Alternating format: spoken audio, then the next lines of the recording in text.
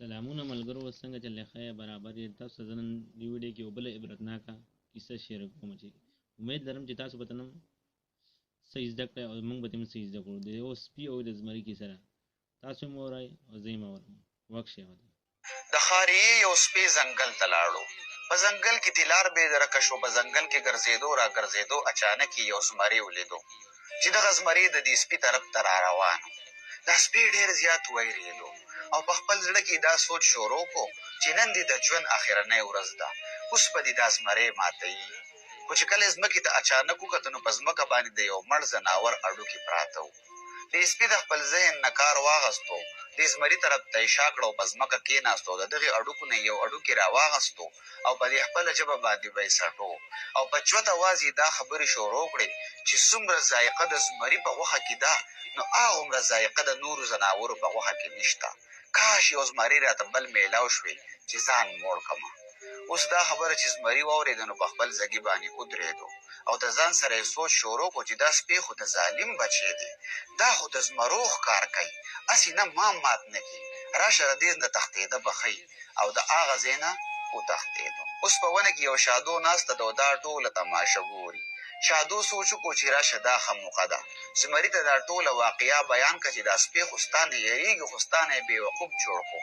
په دې بهانه به زما د زمري سره دوستانه جوړه شي او ټول عمر به زمری بیا ما ته څه نه وایي او زه په ځنګل کې بلکل فري ګرځمه. شادو په منډه منډه په زمري پسې روانه شوه، خو سپي دا شادو ولیده او سپي ته دا پته ولګېده چې شادو ډېر زیات مکار څیز دی، ما ته به دا څه ناسم مسله جوړوي. کله چې دا شادو په زمري پسې ورسېده او زمري ته یې دا ټوله واقعه بیان کړه چې سپي خو ستا نه بېوقوف جوړ کړو، سپی ستا نه یېرېږي.